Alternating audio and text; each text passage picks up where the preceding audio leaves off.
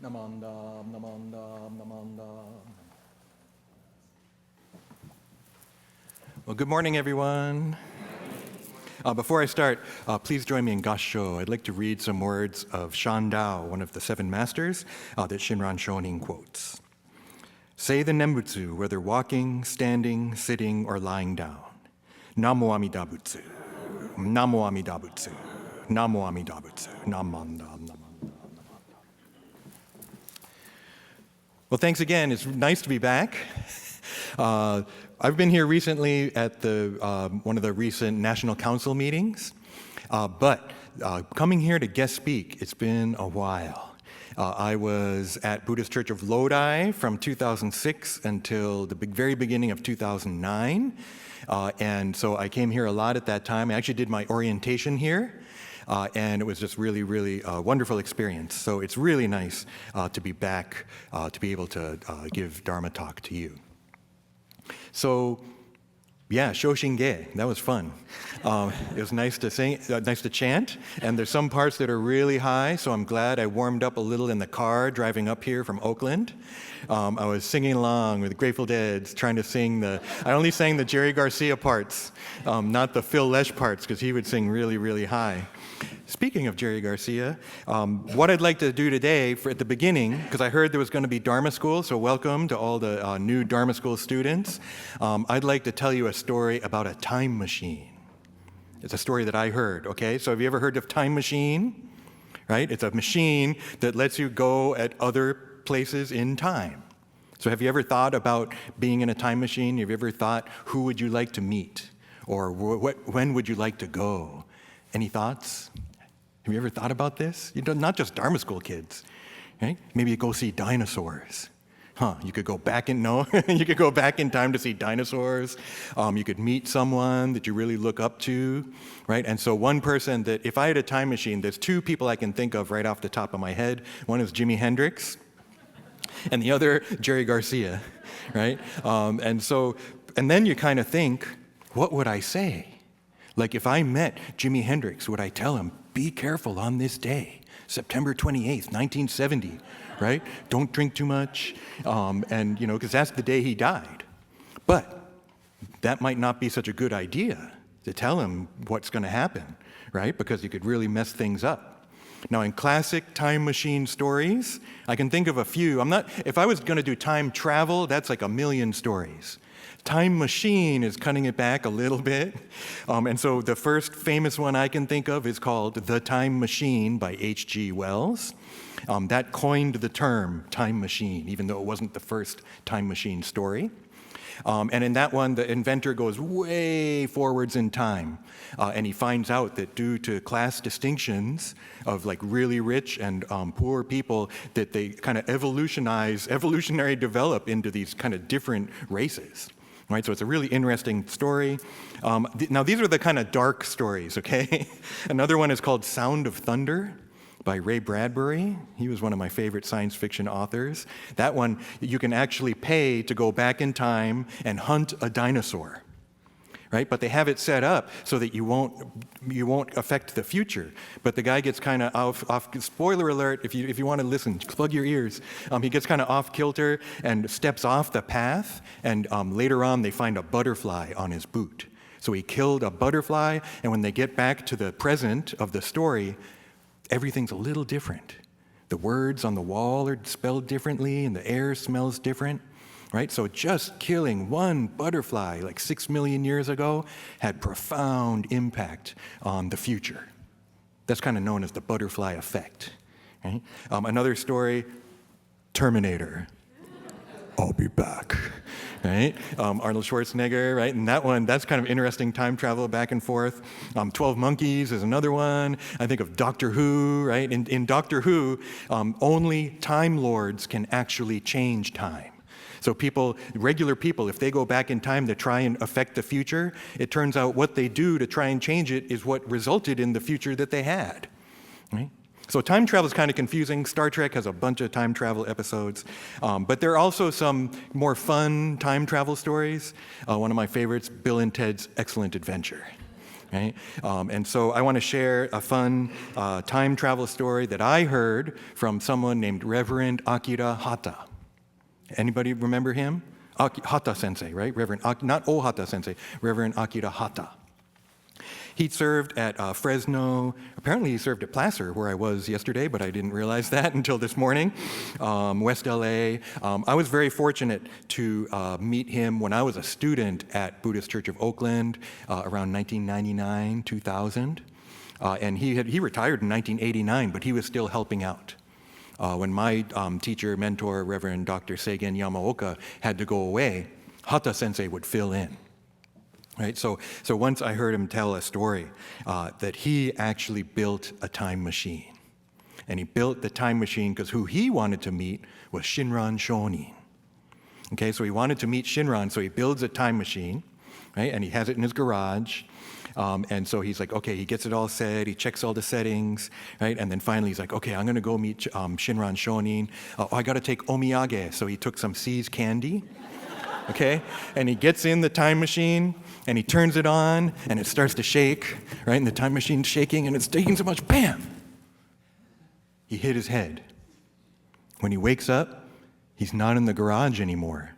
He's in kind of like a wooded area, right? So he gets out of the time machine. He's a little disoriented, but he's okay. He grabs the See's candy, and he goes off, and he meets someone, and he says, the first person he meets, he says, excuse me, could you tell me where Shinran Shonin is?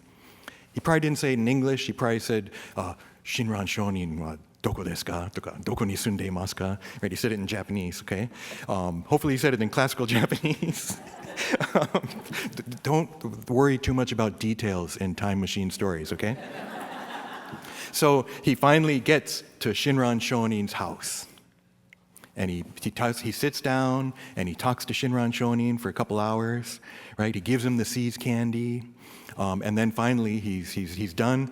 So he says, "Hai, arigatou gozaimashita, sumimasen, sayonara," and he leaves Shinran Shonin's house, gets back in the time machine, sets the dial back for whenever it was that he left, right? And he gets in the machine, and it starts shaking again, and it's shaking, bam! And he wakes up, and he's back in his garage. Now, there's a few things he didn't say. He didn't say in the talk what he talked to Shinran Shonin about. That might have been nice, right? And you might think that the machine just shook and he hit his head, and it was all kind of like a dream. But the thing is, the See's candy was gone. Okay? So that's the Akira Hata Shinran Shonin time travel story, time machine story. I've probably added a few details myself, but that's part of the fun of stories. But then it makes me kind of think, speaking of fun, it makes me think, what would I talk to Shinran Shonin about? Because that is someone I'd like to talk to. I would love to meet Shakyamuni Buddha, but I'd also like to meet Shinran Shonin. So one thing I thought about, I'm going to back up a little bit. There's a couple of acronyms that you might have heard, maybe not. One is by your resident minister, Rinban Yuki Sugahara, and it's called FUN. Have you heard that? Right? FUN. And it's not the word fun, it's not only the word fun, but it's an acronym. Friendship, understanding, and nembutsu. Okay? Friendship, understanding, and nembutsu. So FUN. Now, I heard that. I think it's a great acronym, maybe one of the best. Right? There are other ones. Reverend Dr. David Matsumoto, now retired, came up with the AAA life, awareness, authenticity, and appreciation. But I really like FUN, right? Friendship, understanding, and nembutsu. Now, to me, that really encapsulates a lot, if not all, of Jodo Shinshu. And so I got kind of jealous, and I realized I got to come up with my own acronym. Yesterday I did the 3 B's at Placer, but today I want to talk about a different one. I came up with AKA. AKA. Normally that means also known as, right? So right now I'm Reverend Harry Gyokyo Bridge, AKA also known as Harry Pearlton Bridge III. That's the name my parents gave me. AKA Hieronymus. That's my music name, right? And so you can use AKA like that. But in this case, it's an acronym for awareness, kindness, and appreciation. Awareness, kindness, and appreciation. Now, fun and AKA overlap a little bit. We could do a Venn diagram and see things. There's overlapping circles. Some parts are in both, some are maybe not. And so maybe we can see the awareness like the understanding of fun, the kindness like the friendship of fun, but then the appreciation. We can draw some similarities. Appreciation and nembutsu, but a little different, huh? So I'm going to go into a little more detail, but I was kind of, was thinking is maybe I could talk to Shinran Shonin and ask him which one he liked better. That's not really, maybe I would do AKA and ask, what do you think, Shinran Shonin? Does this make sense? Does this work? Right? And I don't know what he would say. I really don't know what he would say. Now, I have a feeling he might like fun better because it has nembutsu in it. Right? It has nembutsu right there. I can interpret nembutsu into AKA, but on the surface, right? Friendship, understanding, and nembutsu. So I'd like to go a little more into detail about AKA and maybe think about it. So awareness can mean awareness of a whole bunch of things. It's kind of like mindfulness. Right? And mindfulness is like a really popular word and concept for the past 10 years at least, right? But they often don't tell you what to be mindful of. And they don't always tell you why you should be mindful. Sometimes they want you to be mindful so you'll produce more and they can make more money off of you, right? So you got to always be kind of critical. You've got to be aware of why people are telling you to do something, right? But this awareness to me has different aspects. One, awareness of myself, awareness of what I'm thinking, what I'm doing. Maybe bring in a little awareness of others, and I can think about how are my words and actions impacting others, right? Am I helping people or am I hurting them, right? So to try to have that awareness, it's really hard, right? But I think an awareness of myself and awareness of how I am with others. It can also be awareness of Buddha and awareness of the Dharma, awareness of the teachings. Right? So awareness already, we have a whole bunch. Right? I think we could also have awareness of the world around me and trying to be aware of what's going on, not just ignoring it, la, la, la, la, la, right? But trying to be aware. Sometimes we want to go, la, la, la, la, la, la, right? But I think we also want to try to be aware of the world around us. So I think that awareness of self and awareness of Buddha is part of Shinshu. It's called Nishu Jinshin, right? The two kinds of deep mind, two kinds of deep entrusting. Kindness, I think kindness is really important. That's like friendship, friendliness, right? In metta, if you've ever heard metta meditation, sometimes they call it loving kindness. Sometimes we can call it kindness. We can call it friendliness. On the Buddha's, even more compassion, right? The compassion of the Buddha. Right? I think awareness could also be wisdom. The wisdom, ultimately awareness is wisdom, seeing things as they truly are from the enlightened perspective, right? And then the compassion is trying to help others, trying to relieve the suffering of others. So wisdom and compassion are really, really high level.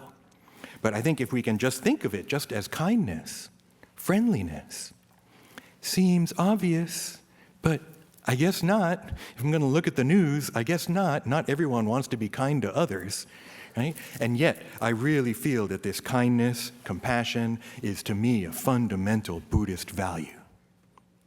Even if I can't achieve it in every moment, still, that's a value that I hold. So when I'm doing the awareness and thinking, how am I treating others? And if I catch myself being mean to someone else, not being nice, I hope to become aware of that and realize, wait, I'm supposed to be kind, right? So that maybe the next time I can try to be more kind. You want to have a real world application of this? I've already driven at least 5.5 hours this weekend because I went to Placer yesterday from Oakland, and then I came again. I went home last night. I should have stayed here, right? But I have a cat, so I wanted to take care of my kitty. I had all these appointments yesterday afternoon that evaporated, so I could have taken my time a little more. But driving, right? And that when I'm driving, I'm from the East Coast originally, although I was born in Tokyo. When I was one, my family, we moved to Bedford, Massachusetts, outside of Boston. And we went back to Tokyo in junior high and high school, but then I went back to Massachusetts, and I learned how to drive in Massachusetts. And I can't tell you what they call Massachusetts drivers in church, because it incorporates a bad word. But I learned a very aggressive style of driving, right? And very kind of idiosyncratic style of driving. Although I don't take all of it, I use my turn signal all the time, and that's one of the things that ticks me off, when people don't use their turn signal, right? Just give me an idea where you're going. What's your problem, right? I also learned that the left lane is the passing lane. It's not the chill out and just zone out lane. I don't care if it's the weekend or not. Get out of the way. I got places to go, things to do, people to see.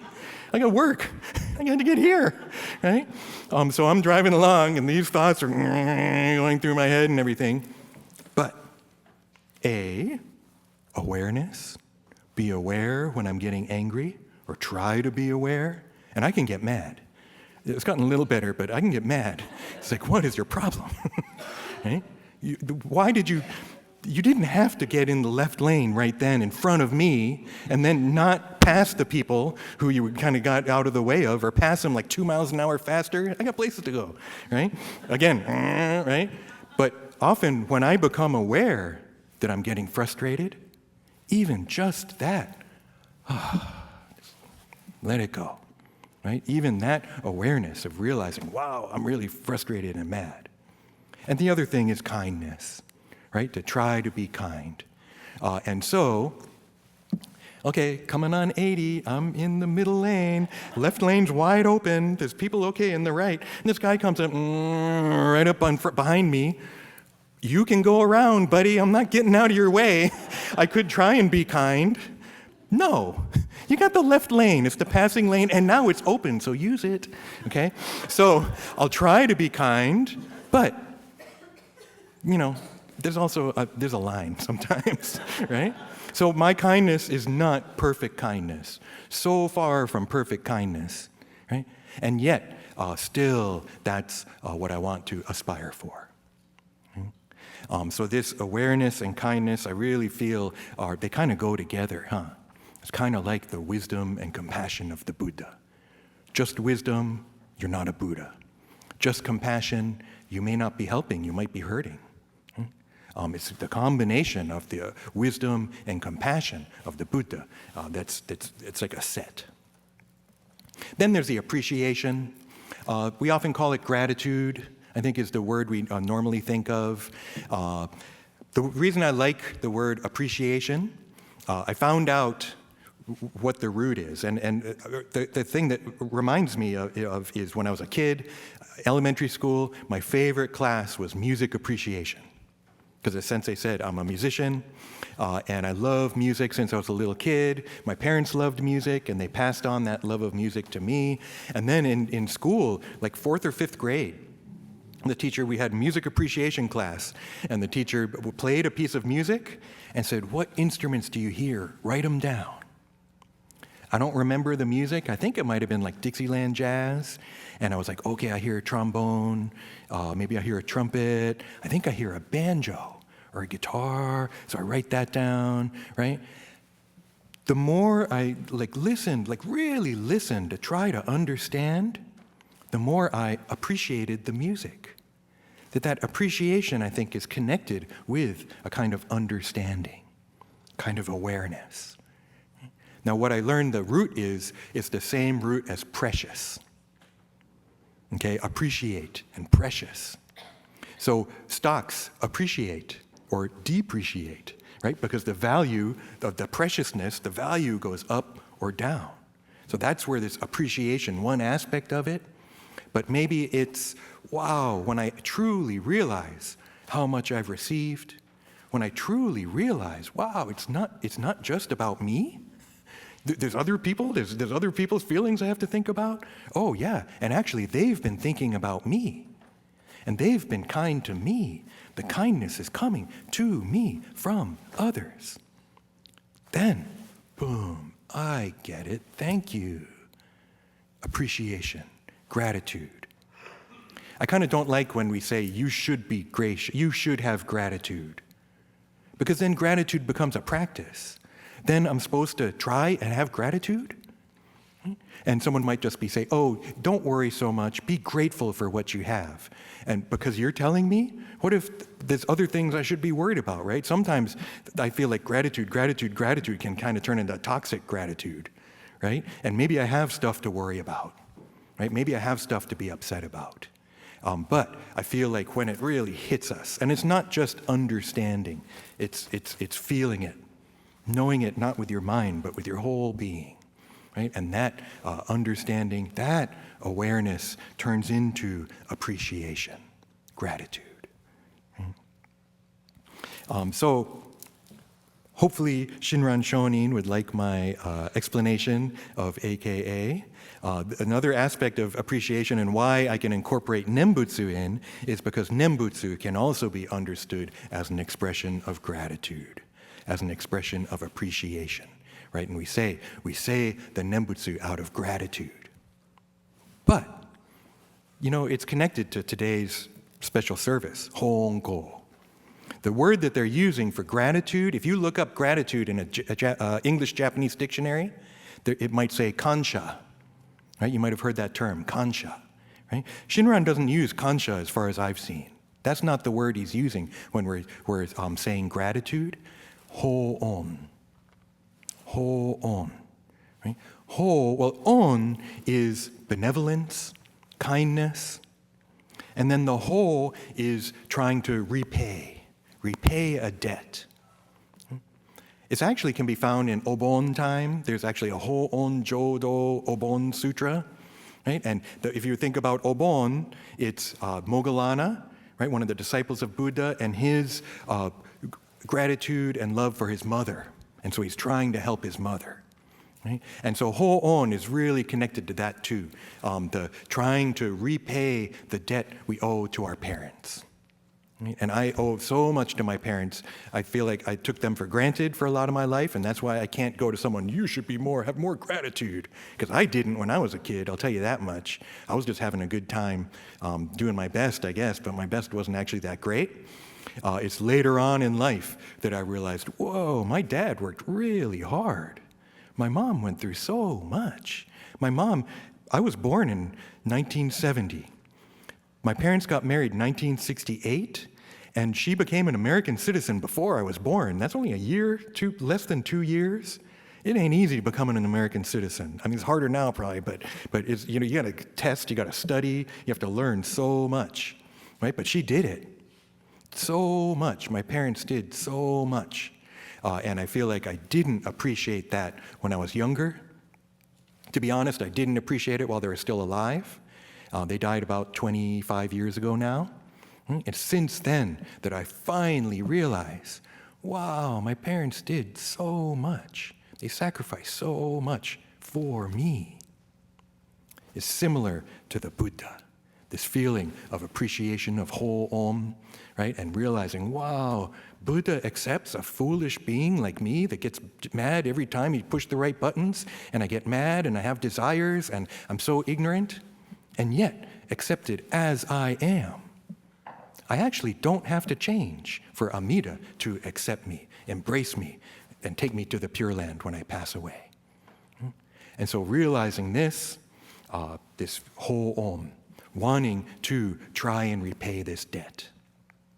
The thing is, this debt is unrepayable. There's no way I could repay this debt to my parents. There's no way I can repay this debt to Amida Buddha, and yet still having this feeling of wanting to respond.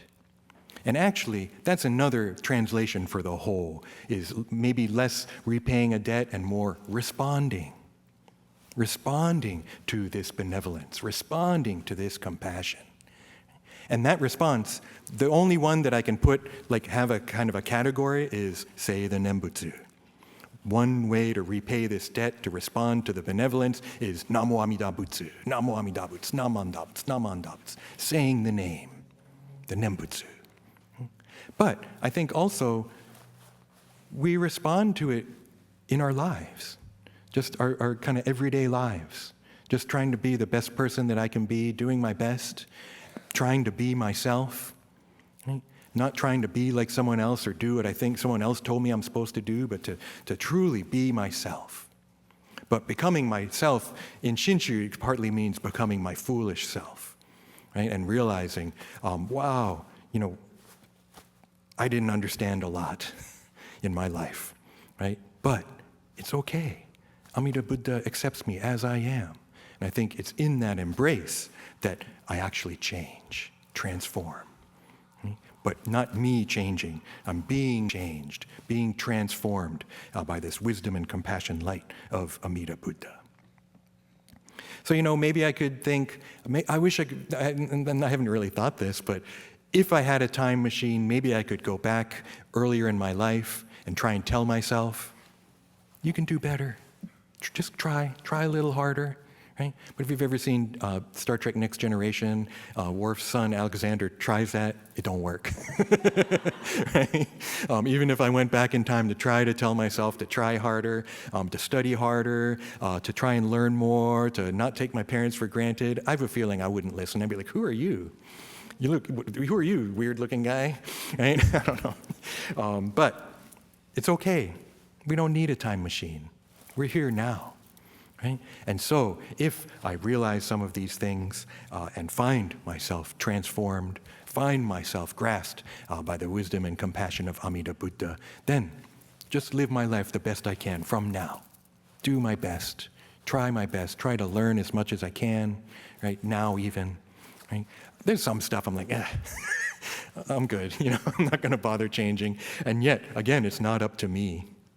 Right? I think this change comes from something so much bigger. You're part of it. Amida Buddha's part of it. My teachers who've passed away are part of it. My parents are still part of it. Right? So many people, even people I never even met. Shinran Shonin's part of it. Right? And so I can realize how much is coming to me, awareness. Realize how much kindness is coming to me, kindness. Right? And respond by trying to be as aware as I can, by trying to be kind, and also with this deep appreciation and gratitude.